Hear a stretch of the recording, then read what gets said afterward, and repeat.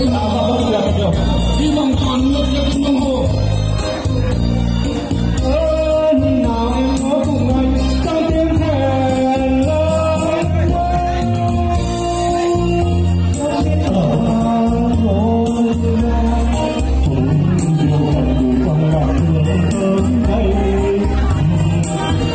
trong bà đường tới đây say khi mà chưa tàn thì người thương trong cơn diệu thuận này hãy ngồi trong cơn diệu thuận này.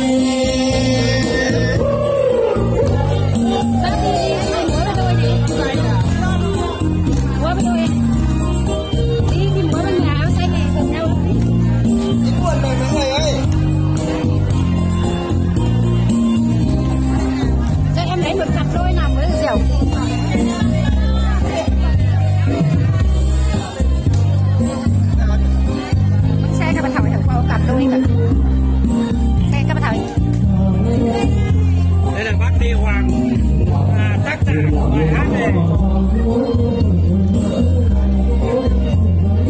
Đây là bác Lê Hoàng, bạn trường của Đông nha.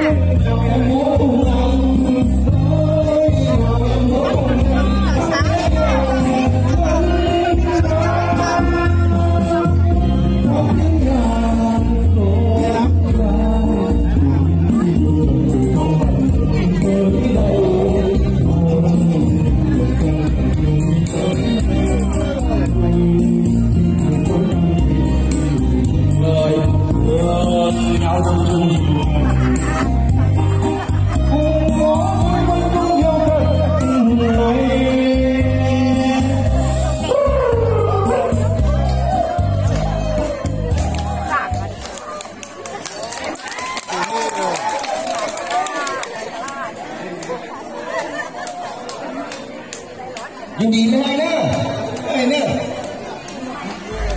เนี่ย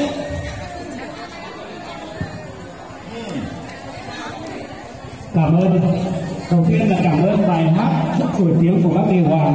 Sau đó cảm ơn những bàn tay mềm mại của các đàn nghệ nhân chiến đội các đoàn đã múa phổ họa một bài hát rất hay của bác Hoàng. Đồng thời các chị cũng múa rất là dẻo đấy ạ. Một lần nữa